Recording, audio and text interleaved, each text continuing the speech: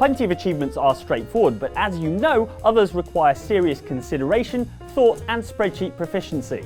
Just the other day we recalled the achievements that took more planning than a piss-up in Prohibition-era Pittsburgh, and asked if you had any of your own tales of achievements that put you through organisational nightmares. The answer was yes, you definitely did have those. Check out the following achievements submitted for your consideration in the comments of that earlier vid. Perhaps there's a monkey nearby you can hand the controls to. A fish? Fungus? Look, you can hammer out the details, I'm not particularly picky. The Stanley Parable is a game so self-aware that frankly we're surprised it hasn't developed sentience and turned on its creators. Making sure they understand basic, first-person video game mechanics and filling them in on the history of narrative tropes in video gaming, so that the irony and insightful commentary of this game is not lost on them. It's a game full of meta video gamey in-jokes with meta video gamey in-joke achievements to match. Take this one from commenter Valentine. What about the Stanley Parable's Go Outside achievement, which description says, don't play the Stanley Parable for 5 years. That will take some serious long-term planning.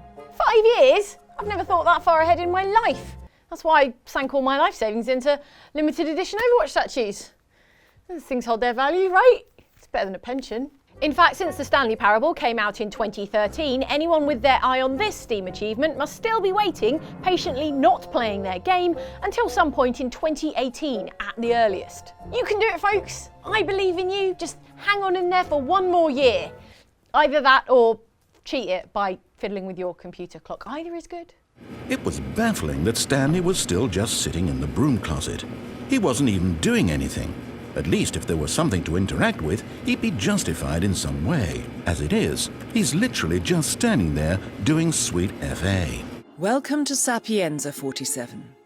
Silvio Caruso's family home is right across the square. The bioengineer suffers from acute travel phobia, so the Ether Corporation has installed a state-of-the-art field laboratory somewhere below ground. Expect security levels to rise as you get closer to the virus. Good luck, 47. The essence of being an elite international assassin is not having a sharp suit or enough piano wire to string a Steinway. Nope, it's all about the painstaking, meticulous planning that goes into a hit. That and having a barcode tattooed on your melon. Hey, I don't make the rules.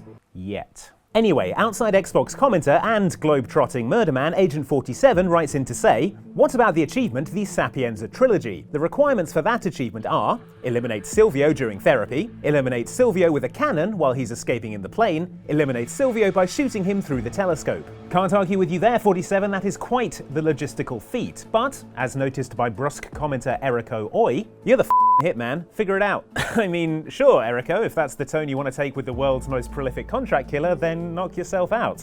Our favourite ICA agent responds, Erico Oi, I already did, I carefully planned it, it all went fine. See? It's all in the planning. If you just combine tactical forethought, physical preparation, and crucial intel from handler Diana, you too can shoot down a speeding seaplane with an antique cannonball. Sure, why not? Oh, and Erico, now that 47 has ticked off his achievement laundry list, I imagine he's got some free time on his hands. You might want to start running.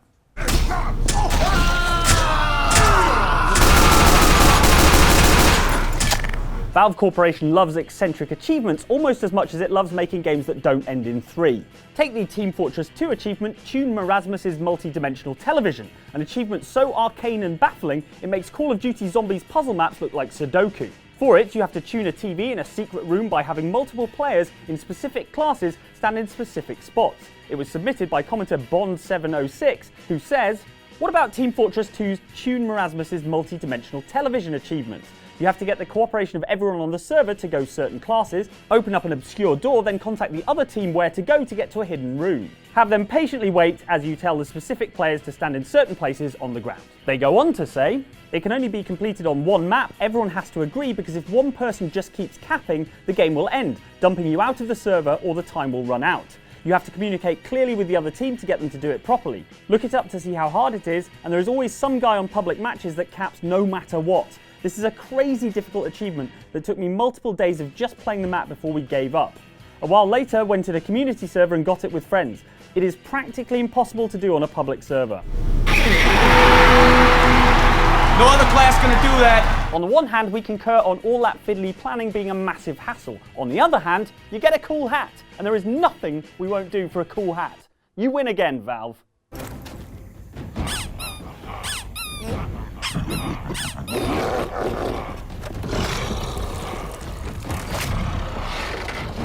don't get us wrong, we love us some Rayman Legends, but this achievement called Truly Awesome can jog on. The 40G achievement demands you reach the final level of awesomeness. And if you thought true awesomeness couldn't be reduced to a number, sorry, you're wrong because it's 6,000 points.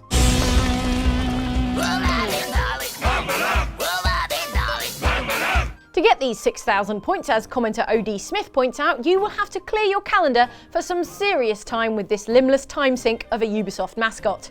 One day, the Ubisoft employee who dreamed up the Truly Awesome trophy will pay for their crimes against humanity, as to unlock that trophy, all you had to do was 1. Complete every single level of Rayman Legends, including the invasion stages. 2. Complete the various levels from Rayman Origins that were included in Rayman Legends.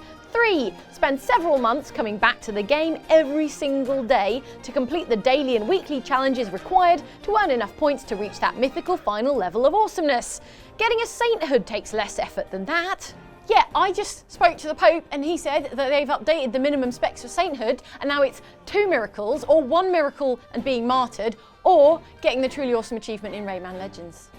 Did he say that? No, he won't take my calls anymore.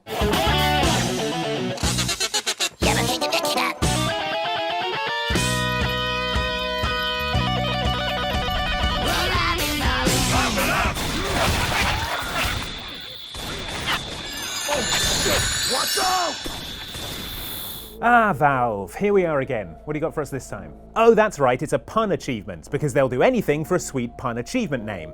Or at least they'll make you do anything for a sweet pun achievement name, as noted by commenter The Venom Hoon. Noam Chomsky, Left 4 Dead 2. By which our venomous friend is referring to the Guardin Gnome achievement from Left 4 Dead 2, for which you had to win this ceramic tchotchke at the fun fair in the carnival level, then carry him with you, giving him a VIP 4-person armed escort all the way to the end of the level. So look forward to hours of carrying this garden ornament a little way, popping him on the ground while you light up zombies, and then frantically searching around the newly reconfigured corpse-strewn landscape looking for your perpetually grinning earthenware chum. Or if you'd rather not let him out of your sight, you could always use him for what is definitely not his intended purpose, smacking zombies in the face. Needless to say, it's not the kind of achievement you're going to be pinging by accident. Unless you're really, really into gnomes. Hey, we don't judge. I do not like that little peanut man. How can you not like Little Peanut? I love this little guy.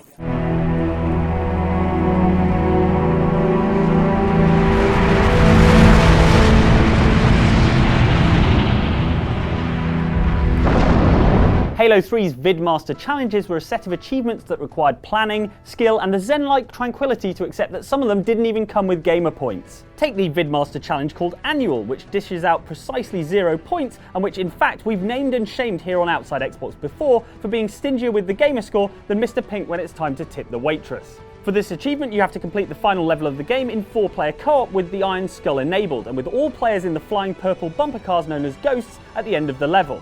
The Iron Skull means that if anyone in your co-op squad dies, you're all reset to the last checkpoint, and those ghosts you need only spawn if you begin at the start of the mission. To wit, this achievement is finish the final mission of Halo 3 on the hardest difficulty in a team of 4 without any of you dying. And if you think that kind of thing is going to happen spontaneously without scrupulous planning, I love your optimism. One Halo 3 player who has done more planning than a nervous bank robber is commenter Taylor Barker, who says, "No mention of Halo 3's Vidmaster achievements? There were 8 of us planning for weeks and only 3 made it. Look on the bright side, if you'd already completed the other Vidmaster challenges, you'd have the Recon Armor as your reward.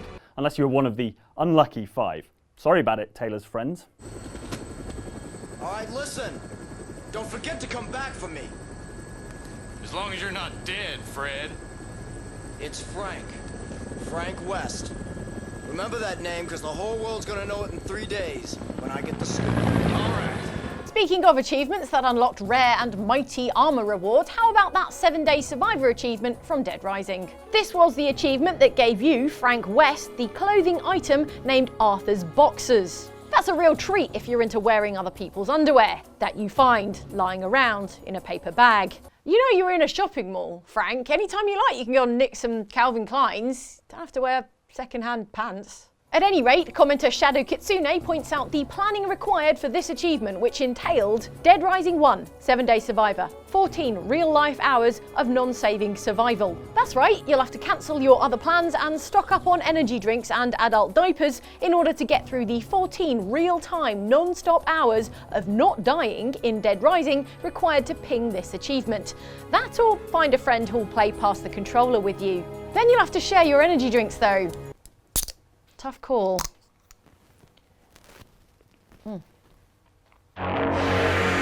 These next tests require cooperation. Consequently, they have never been solved by a human.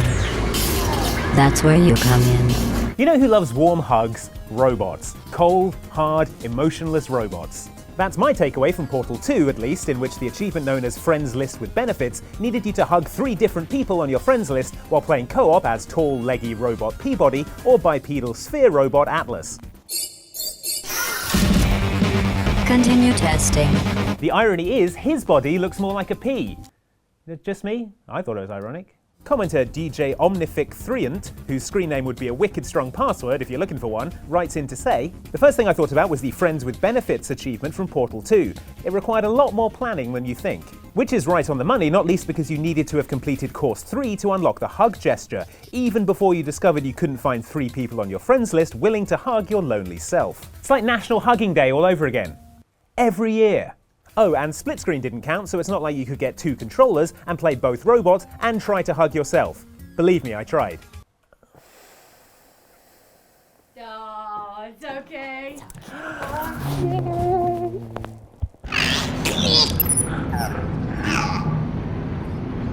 Mike, you love hats. What would you do for this cool hat? I'd beg people to like and subscribe. I'm not proud, but I'll do it. Please do like and subscribe if you enjoyed this video. And we also have other videos you can watch up here, videos from us, Outside Xbox. Down here, videos from Outside Extra, who are a bit like us, but one of them's a bit shorter and one of them's a bit taller. We're like in the medium, and they're at the extremes. Yeah, all right, there you go. Thanks, sweet.